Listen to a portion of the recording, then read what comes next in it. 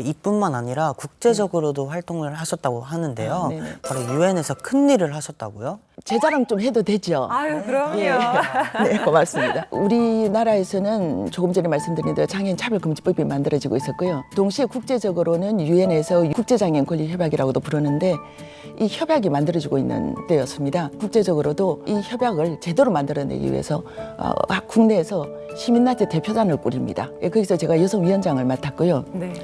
그리고 이 협약 안에 여성장애인에 관한 조항을 단독으로 만들기로 우리 여성장애인들과 합의를 합니다. 네. 근데 저는 처음 알았습니다.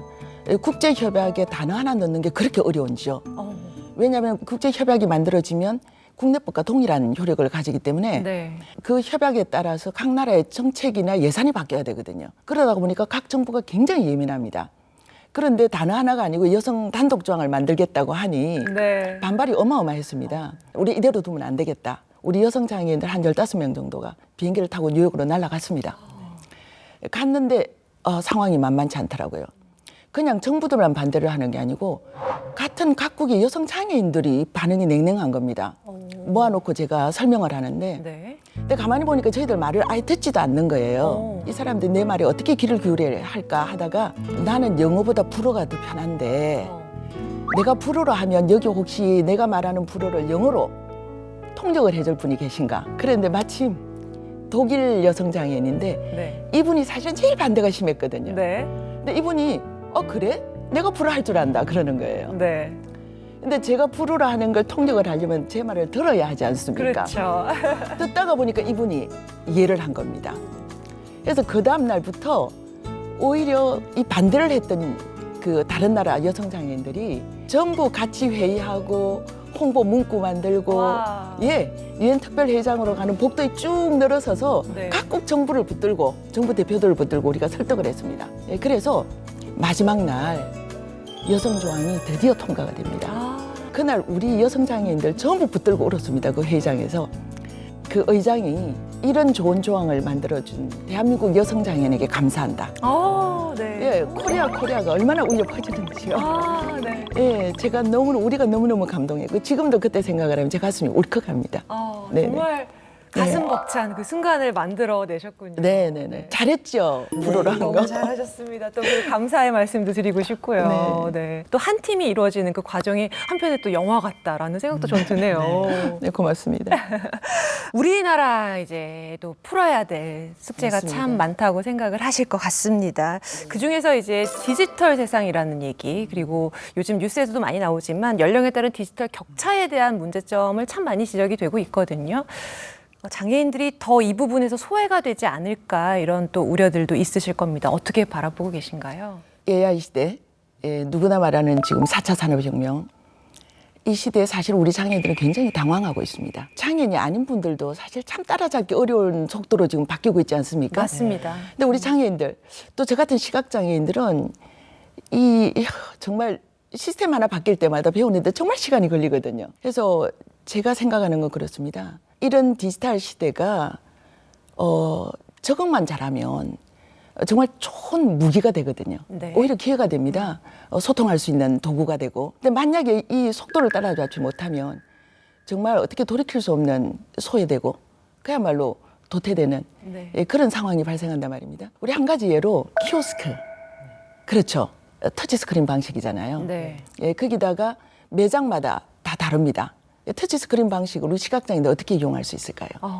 이 키오스크 문제는요, 다만 장애인뿐 아니고 노인들도 어르신들도 어려워하세요. 네. 근데 어떻습니까? 지금 키오스크가 23년도 기준으로 전국에 53만 6,600대. 그중에 시각장애인이 쓸 수 있거나 또는 휠체어 장애인이 가까이 이렇게 휠체어를 탄 채 네. 다가갈 수 있는 기계는 4%에 불과합니다. 2만 1,000대. 네. 네, 불과합니다. 그러면 이 키오스크가 어디 있습니까? 요즘은 동네 곳곳에 있어요. 작은 편의점에도 있고 음식점에도 있고, 그렇죠? 커피 전문점. 그렇죠. 커피 전문점도 네, 있고, 맞아요. 심지어는 민원 서류를 발급하는 행정기관에도 다 있습니다. 네. 그래서 키오스크 이거 쓰지 못하면 어디 가서 밥도 한 그릇 못 먹습니다. 이런 상황에서 정말 이 문제는 정책적으로도 풀어야 하지만 사회가 같이 노력을 해야 된다라는 생각을 하고요. 변화하는 시대는 어떻게 할 수가 없고 우리가 따라잡아야 하는 분명한데 기본적으로 가장 뭐가 필요하다고 생각하시나요? 이런 현안 과제들을 해결하기 위해서 정부는 뭐 다양한 정책도 만들고 예산도 책정하고 하죠. 네. 근데 이것만으로는 안 됩니다. 사실 이러한 정부의 정책이나 예산이 제대로 이 사회에서 성공적으로 효과를 내려면 전 사회적인 공감대가 필요하거든요. 네. 우리 시대의 큰 화두 중에 하나를 양극화라고 하지 않습니까? 네. 장애 비장애도 또 하나의 양극이겠죠, 그렇죠? 네. 예, 같은 사람이지만 서로 다르니까요. 그래서 이런 사회적인 공감대를 바탕으로 이 서로의 다른 점을 정말 제대로 인식하고 인정하고 존중하고 우리가 쉬운 말로 장애에 대한 이해, 인식 개선 이런 게 전제가 되고 그걸 바탕으로 장애인과 비장애인이 같이 노력할 때 네. 우리 사회는 변할 수 있다라고 보고요. 거기에 정부의 정책이나 예산도 효과를 낼 수 있다. 저는 그렇게 생각을 합니다. 근데 여기서 한 가지 중요한 것이 이러한 장애와 장애인에 대한 이해, 인식 개선, 네. 사회 생각을 바꾸는 거잖아요. 이건 정부 주도로는 안 됩니다. 어떻게 보면 언론의 역할이 큽니다. 원장님께서 오늘 계속 많이 말씀해 주신 게 난 행운하다. 이런 이야기를 정말 많이 해주셨거든요. 네. 이런 원장님을 보고 있는 저희들이 너무나 행운이라는 생각이 듭니다. 장애인 개발원 원장으로서 남은 임기 동안 꼭 하고 싶은 일이 있으실 것 같아요. 어떤 계획 갖고 계신가요? 장애인 차별금지법 2007년도에 제정되고 8년도부터 시행이 되면서 우리나라 장애계가 굉장한 변화를 정책적으로 그래서 사회가 참 많이 바뀌었습니다. 바뀌었음에도 불구하고 아직도 풀어야 할 숙제는 많은데 최근 10년, 20년 사이에 다양한 정책들이 만들어졌음에도 불구하고 이것들이 시대 상황에 따라 또는 요구에 따라서 그때그때 이렇게 산발적으로 만들어지다 보니까 지금 이 시점에는 장애 관련한 정책, 제도, 서비스 이런 것들을 좀 한자리에 모아놓고 조금 교통 정리를 할 필요가 있습니다. 종합적으로 분석을 해서 네. 서로 상충되는 것 뭐 정리하고 이 작업을 해서 장애 복지 개통수를 세우고 싶다라는 생각을 하고 그 개통수를 세우는 거에 첫 번째 작업으로 지금 장애계가 10년째 염원하고 있는 게 있습니다. 장애인 권리보장법을 만드는 겁니다. 네. 장애인이 무엇이 이 사회에서 보장해야 할 권리인가? 차별금지법은 조금 다른 차원입니다. 그걸 쭉 만들고 거기에 해당되는 권리를 보장하기 위해서 그럼 어떤 법과 제도, 서비스가 있어야 되는가?